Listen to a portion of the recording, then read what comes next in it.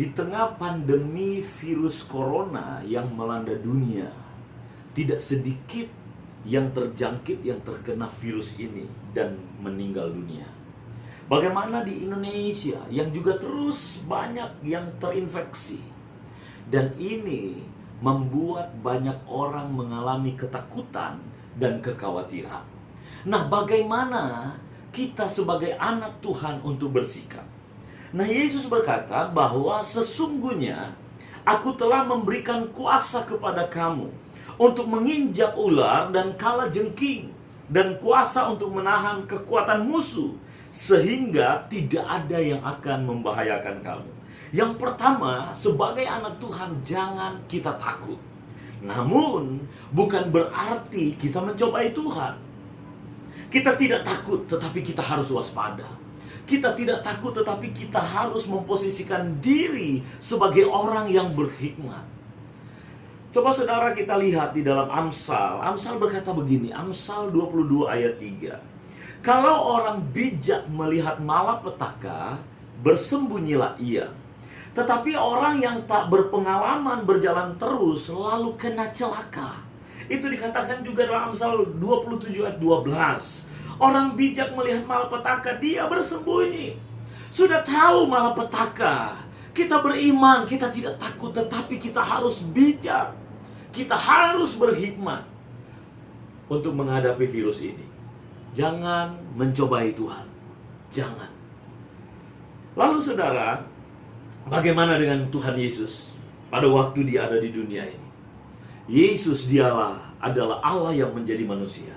Tetapi saudara lihat ada satu peristiwa di dalam Yohanes pasal 8 ayat 59 dikatakan begini. Lalu mereka mengambil batu untuk melempari dia. Dia di sini huruf besar yaitu Yesus. Tetapi Yesus menghilang dan meninggalkan bait Allah. Saudara lihat, pada waktu Yesus sedang berbicara bahwa dia lebih dulu ada dari Abraham. Pada waktu itu orang-orang yang ada di sana protes dan mau menghakimi dia. Mereka mau melempari dia dengan batu. Yesus menghilang. Dia menghindar. Dia meninggalkan bait Allah. Bukan berarti dia takut. Tetapi dia tahu bahwa kematiannya adalah di atas kayu salib untuk menebus dosa. Kematiannya sudah dicatat di dalam perjanjian lama. Sudah dinubuatkan, tidak ada satu tulang pun yang akan patah. Dia tahu bahwa ada waktu Tuhan. Dan dia penuh dengan hikmat. Dia adalah Allah yang sudah menjadi manusia. Nah saudara, demikian dengan kita. Kita harus bijaksana. Jangan sok berani. Jangan sok hebat. Kalau pemerintah berkata, jangan keluar rumah. Jangan adakan pertemuan-pertemuan, perkumpulan banyak orang. Kita harus tunduk saudara. Itu adalah suara dari Tuhan. Karena Tuhan sangat mengasihi setiap kita. Coba saya bacakan kepada saudara di dalam Roma, ya. Roma pasal yang ke-13 ayat pertama. Kepatuhan kepada pemerintah. Tiap-tiap orang harus takluk kepada pemerintah yang di atasnya. Sebab tidak ada pemerintah yang tidak berasal dari Allah.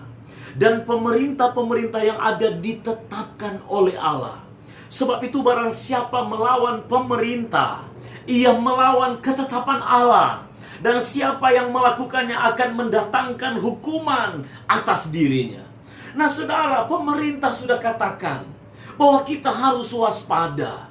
Pemerintah sudah katakan jangan dulu ada kita mengumpulkan banyak orang. Kegiatan ibadah sementara dipending, kita ibadah di rumah. Pemerintah adalah wakil Tuhan. Nah kita sebagai anak Tuhan, sebagai hamba Tuhan, kita harus tunduk kepada pemerintah. Kecuali pemerintah mengajarkan iman kita untuk berpindah dari Yesus. Tentu saya tidak akan pernah mau. Karena kebenaran saya sudah percaya kepada dia.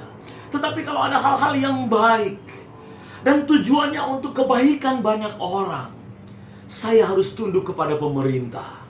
Saya juga tunduk kepada organisasi gereja. Organisasi gereja saya ketika berkata bahwa kegiatan ibadah diberhentikan sementara, ibadahnya dilakukan di rumah, saya meresponi dengan baik. Karena saya tunduk juga kepada otoritas pimpinan organisasi saya. Saudara, sebagai anak Tuhan, bijaklah, berhikmatlah, tetap beriman. Saudara, Tuhan mengasihi setiap kita. Tuhan mengasihi setiap kita. Ketika saya mendengar pemerintah pusat maupun daerah di Jakarta mengatakan bahwa kegiatan keramaian untuk ditunda semuanya, saya merespon dengan baik. Saya katakan kepada komunitas-komunitas yang Tuhan percayakan saya layani, saya katakan kepada jemaat bahwa kita istirahat sebentar, namun bukan berarti kita tidak beribadah. Saya menghargai pemerintah, saudara, karena Yesus tidak pernah mengajarkan kita melawan pemerintah. Yesus mengajarkan kita untuk tunduk. Dia mengajarkan kita juga untuk tunduk kepada otoritas pemimpin kita. Bijaklah, saudara. Saya berdoa dalam nama Yesus, tidak ada di antara kita yang terkena virus. Karena ke depan kita tidak tahu apa yang terjadi. Diprediksi akan banyak orang yang akan terjangkit. Namun kita tetap beriman. Kita saling menolong. Kita saling membantu. Dan biar kita terus mengasihi Tuhan dan mengasihi sesama. Jaga dirimu, jaga keluargamu. Dan biar terus engkau jadi berkat di tengah situasi dunia sekarang ini. Injil, kabar baik, terus sampaikan bahwa Tuhan mengasihi semua orang. Itu yang mau saya bagikan saat ini. Tuhan memberkati.